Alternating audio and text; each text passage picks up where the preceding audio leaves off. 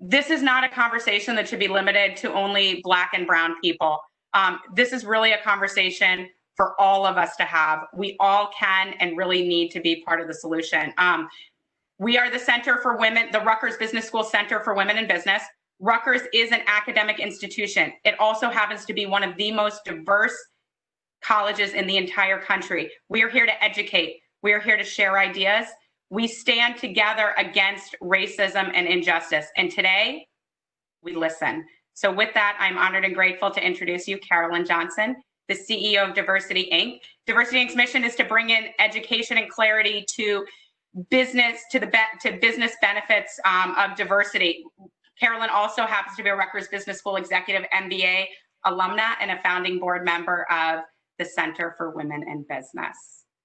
So Carolynn, thank you. I want to open it up. I know it's a very complex question these days, but how are you? I thank you for asking me, and you're right. It's a complex question, and it's a caring question. You'd be surprised how often we get on these Zoom meetings, given the fact that we're not able to gather right now, and folks don't check in. So first and foremost, thank you for the invitation, but thank you for checking on me. And it is a hard question. If you asked me that question on Sunday night, if you asked me that question on Monday, if you asked me that question on Tuesday, Wednesday, yesterday, and even this morning, I would have a different answer for you. But the one that I can share now is a renewed sense of strength, a true understanding of resilience, and a greater understanding of what it means to come together to make sure that people have access to their basic human rights. And so it's been a journey to get to a place where I can smile again, given everything that's going on in this country, and talk about it. But in the midst of everything, I'm doing well. So thank you for asking. Okay. No, I think that's very poignant. Let's jump in. One of the things that I know people keep asking is what can we do? And I read your piece on Diversity Inc.'s website and really like how you recommended that it's not really a fair question, because we need to ask ourselves first, what are we really ready to do? Because it requires a lot of work. Mm-hmm. And so let's start out with how do we just achieve racial equality from within, as both a white person and as a person of color? Right. So readiness, just like career readiness, is important, and you have to understand where you are in your career to figure out where you're going. And I think we have to apply that logic, that respective process to everything. And so we cannot talk about achieving racial equality before we realize what hasn't happened in the country. So we kind of have to understand what didn't happen to make sure that we don't go backwards and don't find ourselves in this place again. If I relate this to the work that I do, if I think about the companies that support even Rutgers, some of our board members, fellow board members for the Center for Women in Business at Rutgers, the business school, I think about how leaders who don't want to deal with the issues, who don't want to measure, don't want to talk about diversity, which is looking at the numbers and understanding how fair you are as an employer. They don't want to deal with diversity. They don't want to deal with inclusion, and they don't want to deal with belonging. So they take on like other topics. We have to deal with the injustice. We have to deal with the unfairness of our system to make sure that we understand in rebuilding what real racial equality looks like. So you have to understand where we are. You have to have the courage to make sure that you want to have those conversations. You want to be educated for us to then have a conversation about what real racial equality looks like. And Carolynn, you and I were talking about this for a second beforehand, and referencing the work that Ibram Kendi does. And something I heard the other day was we have to really understand what racism is, and vocabulary is really important. And I've been reading a lot that we have to mention the names of the victims. It's important that Virginia is taking down the Robert E. Lee statue. I think most people know, but just in case, why is that so important? So Kendi he's an amazing writer. He's the author of How to Be an Anti-Racist. And unfortunately, if we had our Diversity Inc. Top 50 event that we've had every year at Cipriani on Wall Street in New York, the folks attending would have had an opportunity to hear him talk about in your own way, where you are in your station in life, how you can be an anti-racist, right? Robin DiAngelo also wrote an amazing book called White Fragility. She was also speaking. And so what we can do is to be well read. And so if you go to DiversityInc.com, we have a list of book recommendations. That list is made up of authors that have spoke at our events, and also authors that have put articles out there that people leaders really need to make sure they understand while they're arming themselves with information, so that I don't know isn't something they would utter again.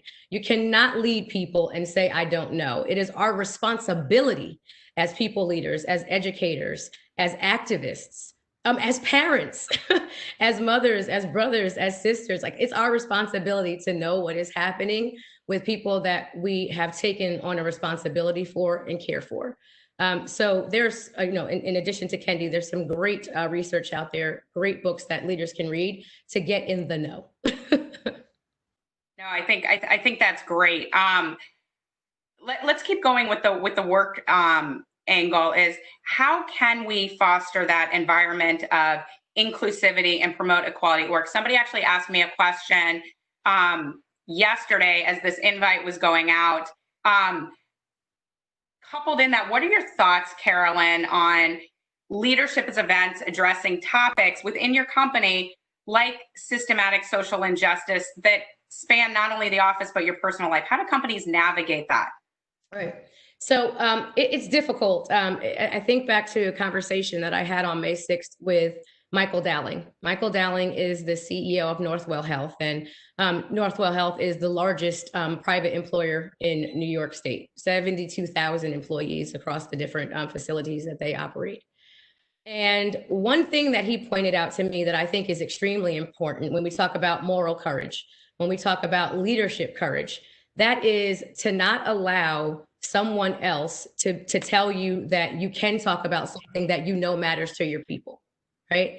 And so I think when leaders are crafting their messages, and it goes back to making sure that you understand what's happening and that you trust but verify the data that you're being given, right? And so you've got to measure, right? And you have to have an active role in making sure that the questions that you're asking, the responses that you're getting, you actually understand what it means.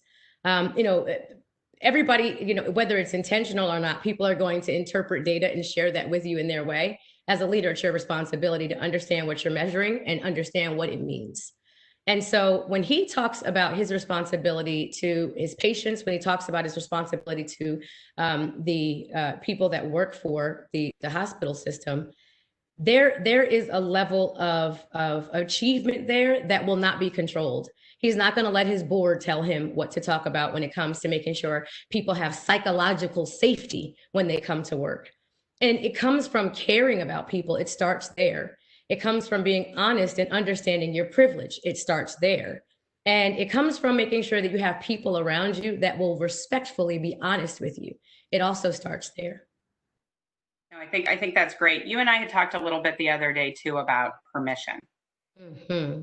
On both sides. And so I'd love for you to talk a little bit more about what kind of permission we need to give ourselves and give others as we come to work to talk about these things. Okay.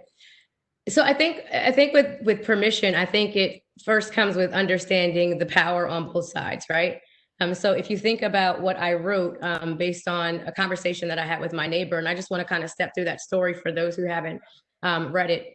The piece was titled "The Moral Courage Needed in America," and my neighbor, I have two children. My husband is a career firefighter. He's a deputy chief in Plainfield, New Jersey, and we have a 7-year-old.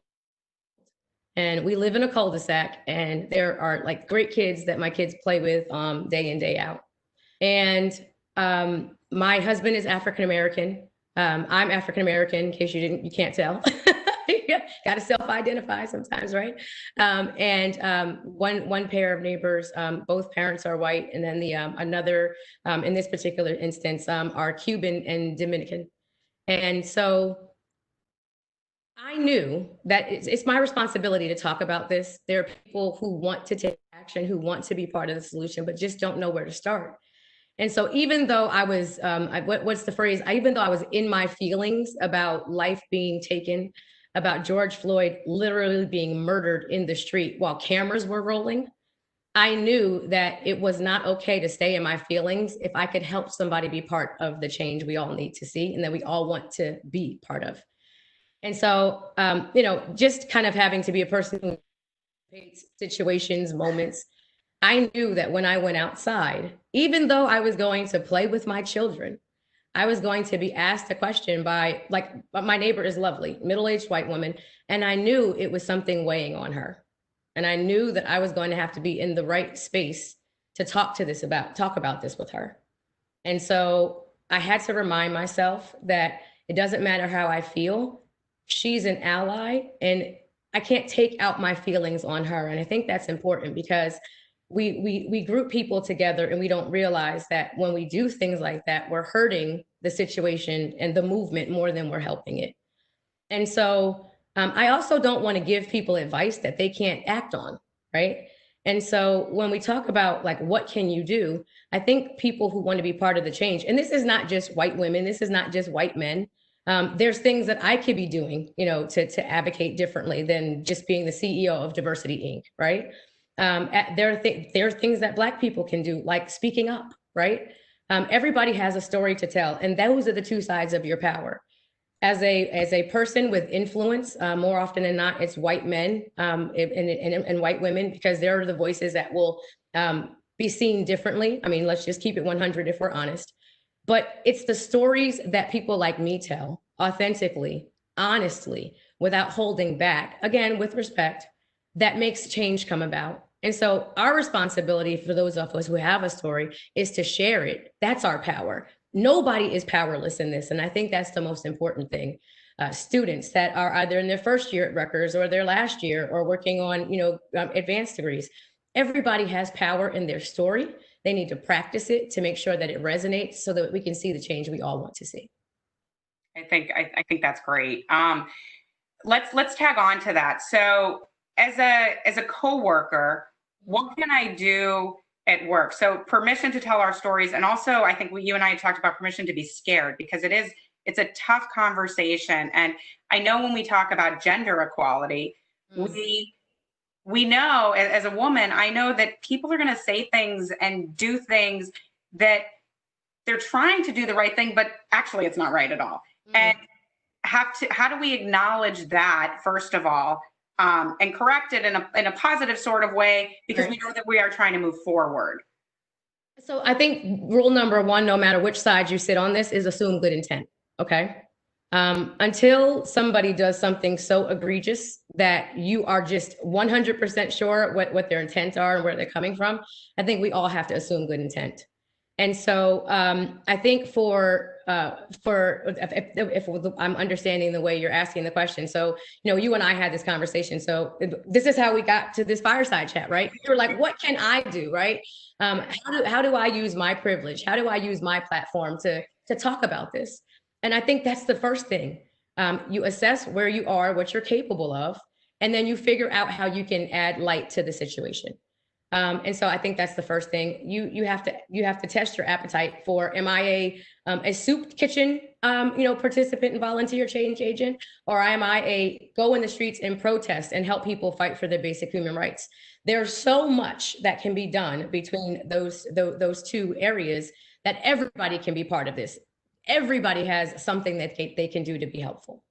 And I think the other side of it, and these are some questions that I posed in the piece that I wrote, are specifically, how will you use, and I say remarkable power intentionally, because when we start understanding our power, we realize just how remarkable it is. I mean, think about the people protesting in the streets right now, not just here in the US, but think about the people protesting in London, the people protesting in Berlin, thousands of people in the streets with signs, I can't breathe, no justice, no peace.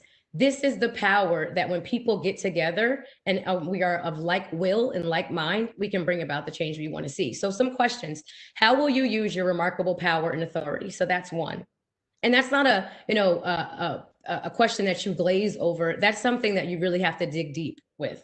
How and when will you teach your children about racism? I think that's extremely important. because everybody needs to understand it's not that you're not great, but some people, including myself, you have access to certain privilege that everybody doesn't have access to. So you got to start young and make sure people understand what racism is, what bigotry is, what sexism is. How will you activate your privilege for the advancements of others? And what are the authentic the solution? I think those are 4 questions that anyone can ask themselves to figure out where they can start and what their appetite is to do to help. No, I think that's great. I'm reading some of the chat that's going on as well about in the workplace, the cultural competency that we need to have. And I know with some of the work you do at Diversity Inc., how do we make that happen? What are some tactical things that companies to do? Another comment had focused on being an only and the challenge with that. So what can managers do to help solve for some of that? So while this phrase is often used too much, it really does start at the top, right? So annually through the Diversity Inc. Top 50 competition, each year we through a company submitted information. So we're not going out on the web and scraping information. Diversity Inc. has trusting long relationships for 20 years with blue chip major corporations, AT&T, Marriott, Hilton, Boeing, like major employers in the US. And so they complete a very daunting, detailed survey, 200 questions, 1,400 lines of data, where they're answering questions around leadership accountability, where they're answering questions around representation, not just total workforce representation, but what does your board look like, right? What does the distribution of power on that board look like? And so what that means is, are people there just as window dressing? Do you just have women on the board for the sake of being on the board? Or are you grooming them to take over important committees like compensation, like audit, right? You've got a lot of organizations standing up committees around ESG, which is environmental, social, and governance, which is extremely important, especially when we're talking about investing. And so, getting back to what we do with the survey, we look at benefit programs, talent development programs for employees, and who's actually taking advantage from a gender and ethnic perspective. And then we look at supplier diversity in philanthropy. And so what people can do is make sure that their employers are being held accountable to measure, be transparent, report, and then take action based on what they're seeing or what they're not seeing. And so it's important for leaders at the top to understand those numbers and then make sure that we actually do get to a place of fairness where groups are represented at management and in the workforce equitably the way we are in the United States. No, I think that's key. And it totally resonates with me as a finance professor because I'm all about the data, and what gets measured is what ends up mattering. It's how people get compensated. So I think it's really important. There were another couple questions that I saw. How do you even say you're not at the top? How do you even start this conversation at work? How do you get the senior leaders to begin the dialogue? Say I just graduated from college. I'm a big believer if you can lead from whatever position you're in, but how do you actually do that? So first things first, like if you just graduated from college, right? I think there are a number of things you can do to make sure you land at a company where you will be valued no matter who you are, your gender, your background, orientation, ability, right? I think that you have to make sure that you really do research the company, right? We tell people all the time. So for example, in addition to being on the board at the Center for Women in Business, I'm also on the board of directors at Inroads, right? Inroads is an organization where they focus on making sure that students have access, students specifically African-American, Native American, and Hispanic students have access to internships that will then turn into full-time positions and then be able to pull them through all the way into management if that's what they see fit to do. And what we talk about is before you take on before you go even on a job interview, look at the board, right? Does the board of directors, if it's a public company, does the board of directors look like the type of organization that you want to work at? What do they say about diversity on their website? Is there even anything on their website about diversity? Google, go to the business websites. Is the CEO talking about diversity in any of their interviews? What is the stance of other prominent, influential leaders of the company on this topic? And when things like the murder of an innocent man happen in broad daylight, what are leaders saying about those moments, or are they silent? Before you even take up an interview, I think those are some of the things that we can help our recent college graduates, Rutgers or otherwise, help them understand what to do so they land at the right place. Once you get to a company, right, how can you be part of that change? Well, be active, participate. Whether companies call it an employee network or an employee resource group or a business employee network, participate, right? Oftentimes we see that you have leaders that are engaged in those programs and they will actually be in the room. And so when you're part of it, you have visibility and access to talk about what's important to you as an up and coming mover and shaker or high potential or high performer in that company. I would also say that in addition to programs like employee networks, participate in mentoring programs where you have an opportunity to do so. Volunteer. There are so many different ways that you can, participate to talk about what's important and bring it to the surface. That you just have to make sure you understand the programs that your company offers, figure out what best fits your needs and your schedule, and then get involved. I think that's great. You touched on a couple things that are so salient.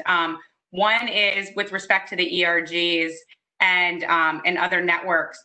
I think what's really critical and what I've been seeing a lot of coming out is some of these ERGs are just the members of them are only the people that identify with that population. So for example, the women's group or the, Latinx group or the Black, it's only those people. And that's not what's going to necessarily cause change. So I think that's, I'd love to speak to you about that. And then also Rutgers Business School has an incredible mentoring program that's run by Sangeeta Rao. And we have a matching program. And I love the fact that you commented on mentoring in particular, because I'm a big believer of if I can see someone that looks like me doing it, then it's not so scary and it's not going to be so insurmountable for me to do it myself. Right. Absolutely. So can you talk about the ERGs and say I'm a white woman, because I am, right? Again, identify, you can see me. How do I even just show up to an ERG that I'm not part of that community, that I don't identify with that population? So first things first, I think the companies that do this well, and it's a majority of the companies on DiversityInc's top 50 list, and it's on the homepage of DiversityInc.com if you're interested in understanding, who are the best based on our methodology. And so they do a really good job of saying that all people, no matter if they identify with the target group, so if it's the African-American ERG, that doesn't mean that it's just for African-Americans. It means that that maybe the topics discussed are about the ways in which African-Americans can advance in the workplace, but that's not just the responsibility of African-Americans, right? It's not just the responsibility of women to get on corporate boards. Men have to be part of our rise there. So, African-Americans, and I see it, if you look at the representation for companies who do report this to us, you have, you have white people that are part of the African-American ERG and the Latinx ERGs. You have people who identify as heterosexual who are members of the LGBTQ or plus. And there's a lot of different names like Pride. A lot of companies call them different things, but that's the target group they focus on. And so if you understand that when one group rises, we all rise, that's how you make sure that you participate in these different ERGs. And I would tell you that right now, if you're thinking about joining another, because you got a lot of people who are just a member of one, if you're thinking about joining another, I would encourage you to go where the greatest amount of change is needed from a country perspective, as well as where is your company lacking in representation and management. Participate in that ERG and figure out how you can help be part of that change. I love that. I also love when you said when one group rises, we all rise. It's true, right? It's very empowering. So I want to transition a little bit to women of color, and let's focus. We know the statistics. American Progress reports that Black women earn 62 cents on every dollar a white man earns. A Hispanic Latina woman earn 54 cents. women of color make up, not even a hand percentage of roles in the C-suite. According to McKinsey Lean In study. In addition, I'm telling you this, but you know all this, so I feel even funny saying it. But for those that don't,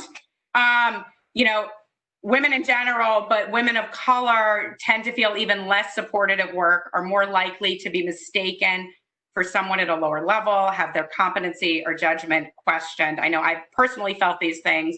And if my skin weren't white, everything I've read says it's more so. But I wanted to jump to an image, and I don't have it up, but there was something I saw yesterday in Time Magazine. I don't know if you saw it, by the artist Titus Kaffer, and I don't know if I'm pronouncing her correctly. And Time Magazine has done some really incredible imagery lately. It was powerful. It spoke a lot, and really portrayed systematic racism. It was a picture of a Black woman holding a baby, her baby, and the baby was cut out. It was all white, and one hand was gloved because we're in the middle of COVID.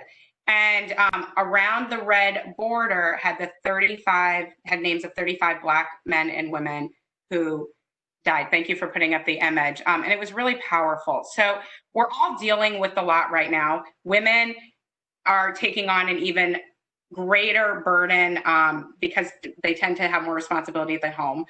Mm-hmm. The intersection of that with race, I can imagine you're seeing Black people killed at a greater rate in some of these events than white people.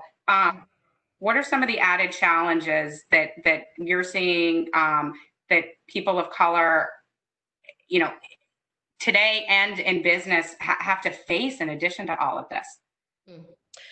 So I have had the amazing support of my my founder and chairman, Luke Visconti, who is also a Rutgers alum, to where I can just let loose when something is bothering me, when I have a question, when I don't agree with something. I can have honest conversations with him. And so I don't have to worry about my honesty landing me in the unemployment line. That's great. I don't have to worry about, and this is something that a lot of people are worrying about right now, especially younger people. If I go protest and I am arrested, how is that going to impact my ability to get a job later? Right? I was just exercising my constitutional rights, right? I don't have to worry about that. If I got arrested for protesting, Luke would come bail me out, right? But everybody doesn't have a leader like that, right? And so when we have situations where we're up in arms, like I know when you're watching the news, I can only imagine how you're sitting there and you're like visually angry because I know you. And I know no, seriously, and I know your heart, right? I feel that sometimes people expect Black women, women of color, to continue to be strong no matter what. And sometimes I think we have to extend empathy and understanding to what is going on behind the scenes that people are scared to talk about because of what they fear they'll lose. And so I think empathy and taking some time to get to understand why people are sad, outraged, feeling less than. I think that is important. And once you do that, you can have a conversation. And I will tell you that most people don't need to be scared to, approach. Like, I'm approachable, right? I'm fine. I'm cool. I mean, don't come to me with silliness. Like, that's something completely different. But if you come to me and you're asking me questions because you really want to do better, I, as well as a lot of women of color, Black women, will have a conversation with you. Because here's the thing. I know that even though right now, right, the news cycle is on African Americans given what happened to George Floyd, but think about the way in which people who are visually identified as Asians have been treated because of COVID-19 and phrases like Chinese virus, right? That's another reason we all need to participate, by the way, right? Because something is always happening to one group. We always have to fight for each other. But I would tell you that if you think about the number of degrees that Black women have earning more degrees than any other group right now. If you think about the number of bachelor's degrees, master's degrees, and even doctorate degrees that women are now earning over men, right? Our opinions, our voices, and our experiences matter. And that's why you need to just respectfully ask questions to understand where we are. Don't assume, right? You've got some people who you think are affected by this and they're not, but you would never know that if you don't ask questions and if you don't engage. Don't act like it's not happening. That's not okay to act like it's not happening. You have to ask questions and go from there. No, I think that's really important. And, you know, in thinking about when you said that, I've had similar experiences, even working in industries, or maybe I just wasn't aware enough. I never felt I was going to lose my job because of what I was doing or what I was advocating for outside of my job. And so I think that puts it a place of privilege, which is actually interesting, and never even equated it to that. And I think having those tough conversations, they're really scary. And you know, what I've been saying is, and telling myself is, I'm just going to be comfortable being really uncomfortable, because it's the only way we all can have a growth mindset and move forward and make progress. If it were easy, it wouldn't happen. What are some ways that, you know, we can all take action? We touched on this a little bit, for a future that no longer favors, you know, white people, and equally supports and provides for people of all colors, gender, etc. What can we do? So high level to start. Yeah. I would say don't be complacent, and don't accept small wins. Like, so for example, now that the 4 officers have all been formally charged, right?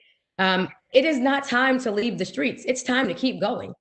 Okay. And so, you know, in the streets, you know, whether you're literally in the streets protesting or you found your way to contribute, don't stop doing that, and keep asking yourself how much more you can do.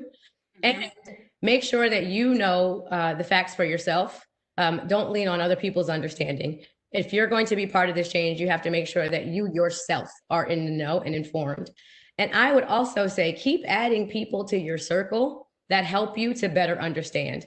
If you stop and say to yourself, okay, well, I want to know, and this is anybody, I want to know what, you know, Black people think about this right now.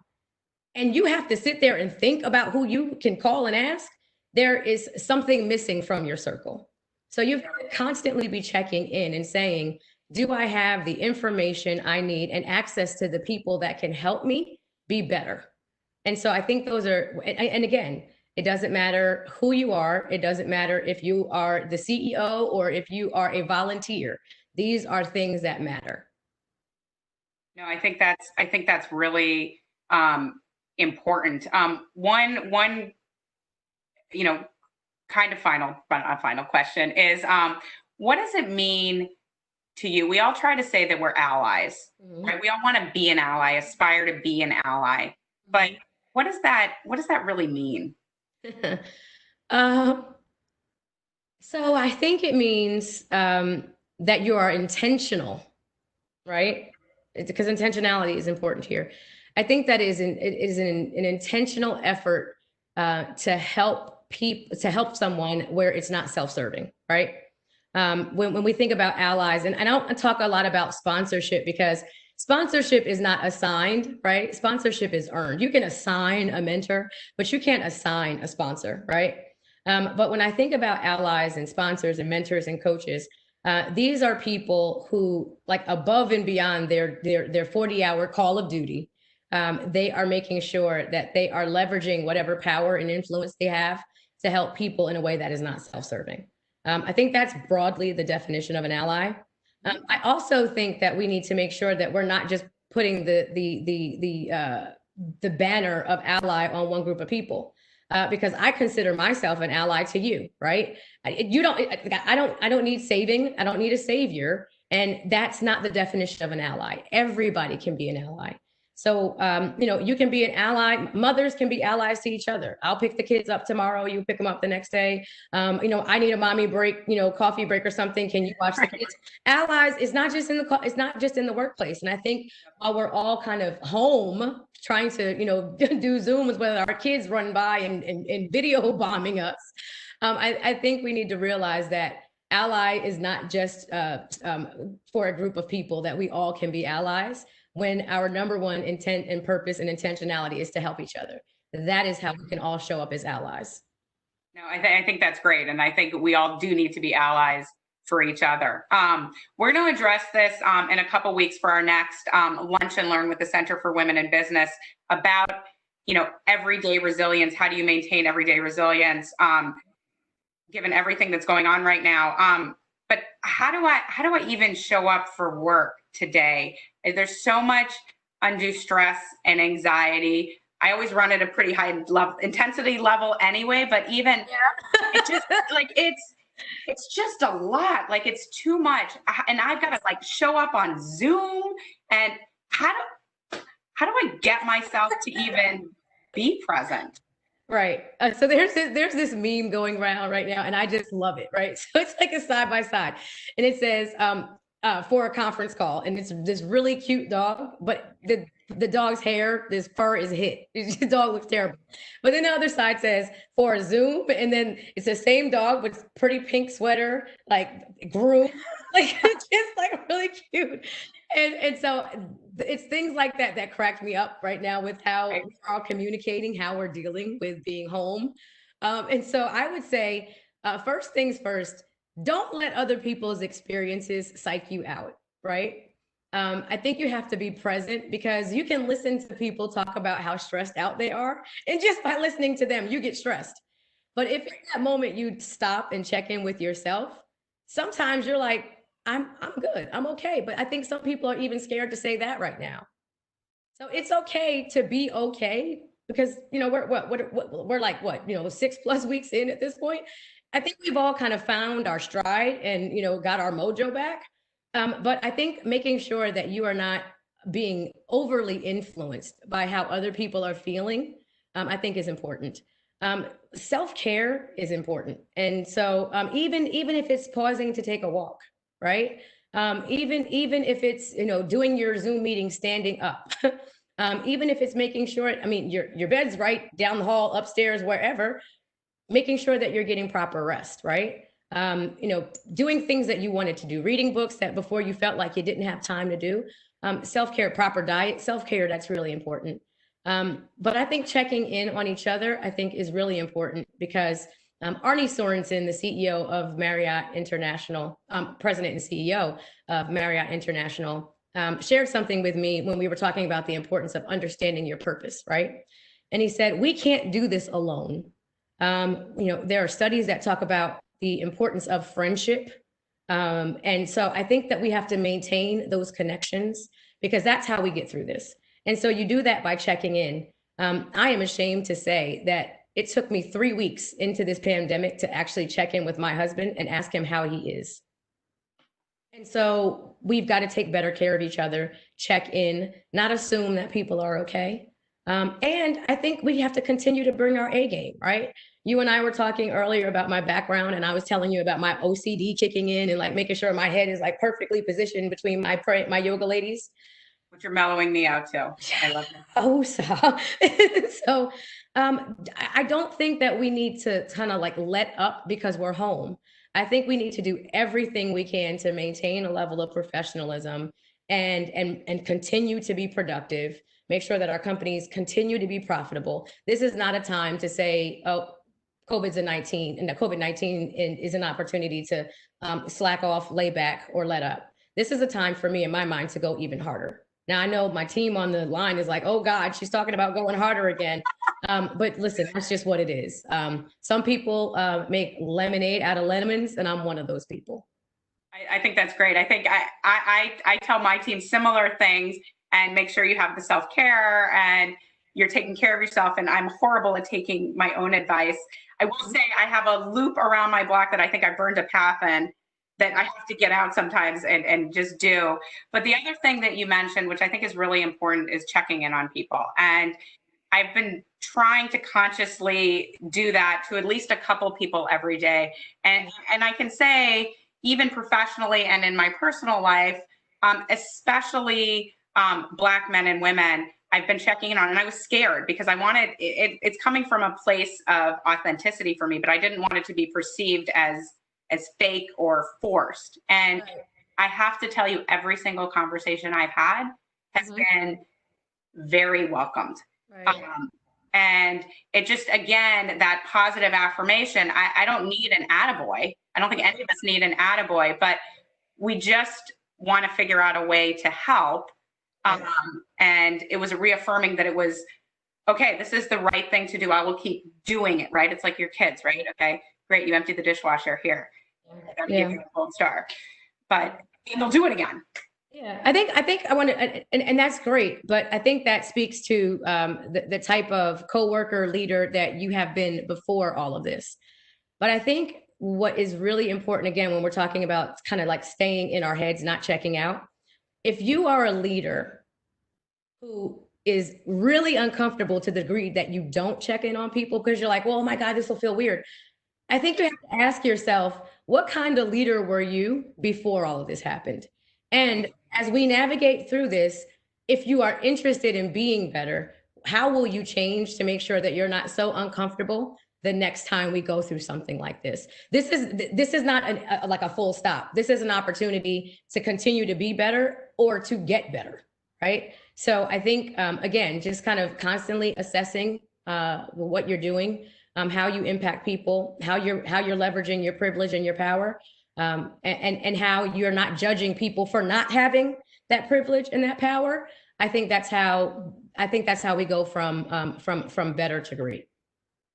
No, I think that's great. I know we're basically out of time. Somebody just popped up. What do you think is most important if you had to close it out? Most important, your key takeaways that you wanted to get across in this 45 minutes. So the most important thing is that it starts with each of us, right? And I think we have to be consistent, no matter whether we're at work or we're home or we're, no matter our faith or religion, if we're dealing with faith-based organizations, we have to be consistent across the board. We can't be one person here, one person there, one person there. And we have to continue to, critique ourselves and understand what we think is important and what part of the change we want to see ourselves in. I think understanding and educating yourself kind of goes hand in hand with all of that, but understand that it's not up to anybody to lead you to this. This is a personal decision. It's not my responsibility to point my finger at you or shake my hand, because quite frankly, I'm not interested. I'm interested in working with people who want to be better. I'm not interested in changing minds.